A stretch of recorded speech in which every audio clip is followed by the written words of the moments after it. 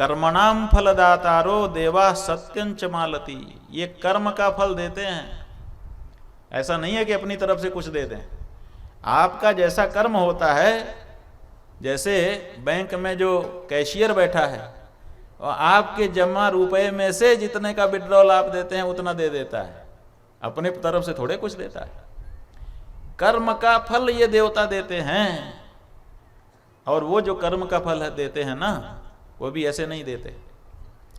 कैसे देते हैं? ऐसे नहीं देते कि उठाया और दे दिया। ऐसे देते हैं जैसे धान्यम कृषक वन नृणाम, जैसे किसान जो है अनाज देता है। कैसे देता है? का अनाज जो है किसान ऐसे देता है कि पहले अनाज ले जा करके खेत जोत करके उसमें बोता है, फिर उसको सींचता है, फिर उसकी निदाई करता है, फिर उसकी रक्षा करता है, फिर वो जब पक जाता है तो काटता है, काटने के बाद खलिहान में ला के उसको अनाज अलग और भूसा अलग करता है, और फिर उसको ला करके घर में खाने के लिए घरवाली को देता है। ऐसे नहीं दे देता कि बस तुरंत उठाया और दे दिया। उगा करके, माने समय लगता है। उसी तरह से जैसे कर्मफल बीज बोया हुआ जो है वो समय पर पकता है, वैसे ही आपके द्वारा जो किया गया कर्म है वो भी समय पर पकता है, फिर पक करके आपको मिलता है। इसलिए देवता देंगे सही है, लेकिन एक तो कर्म के अनुसार देंगे और दूसरे देने का तरीका भी उनका ऐसे ही कि धीरे धीरे पका करके देंगे, तो तुरंत तो मिलेगा नहीं। पुण्यवान पुण्य भूमौ च करोति सुचिरम तपः तेषाम च फलदातारो देवा सत्यम न संशयः। जो पुण्यवान व्यक्ति है वो पुण्य भूमि में आकर के पुण्य कर्म करता है, बस उसी का फल देवता अपने को प्रदान करते हैं। इससे ज़्यादा उनकी कोई भूमिका नहीं होती है। इसलिए आप देखिए, आप देवी की पूजा करेंगे तो देवी पूजा से आपको क्या मिलेगा? वो शक्ति है, तो आपको सामर्थ्य मिलेगी। किसी कार्य करने को शक्ति आपको शक्ति पूजा से मिलेगी।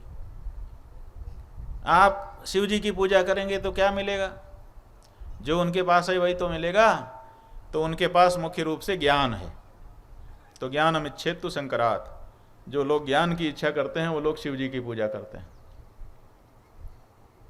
जो शक्ति चाहते हैं, आप लोगों ने देखा होगा कि राजा जो है जब लड़ाई लड़ने के लिए जाता है तो शक्ति पूजा आराधना करता है। क्यों? क्योंकि उसको शक्ति चाहिए होती। जो सन्यासी दिखते हैं वो शंकर जी का अभिषेक करते दिखते हैं, क्योंकि उनको ज्ञान की इच्छा होती है।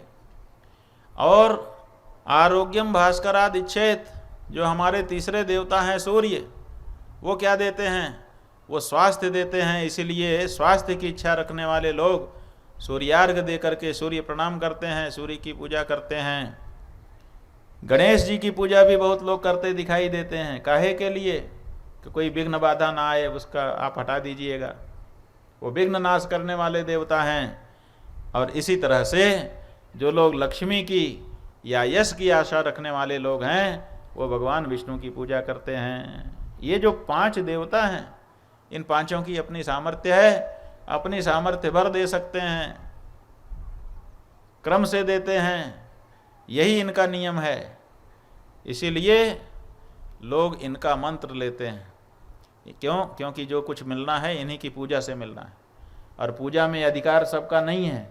जब तक आपने किसी परंपरागत गुरु से, जिसको परंपरा से दीक्षा मिली हो, वो मंत्र जो उसके गुरु ने उसके कान में दिया हो और उसके गुरु को भी उसके गुरु ने दिया हो, परंपरा से चला आ रहा जो मंत्र है, ऐसा कोई गुरु हो, उससे जब आपके कान में सुनाई देगा तब आपको उस देवता की पूजा में अधिकार मिलेगा।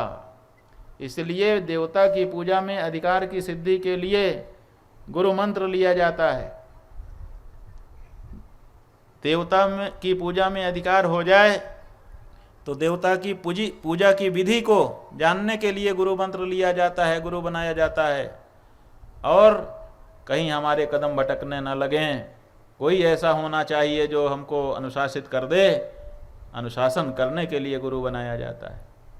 देवता की पूजा में अधिकार की सिद्धि के लिए, देवता की पूजा की विधि को जानने के लिए और अनुशासित जीवन बना रहे हमारा, इसके लिए लोग गुरु बनाते हैं।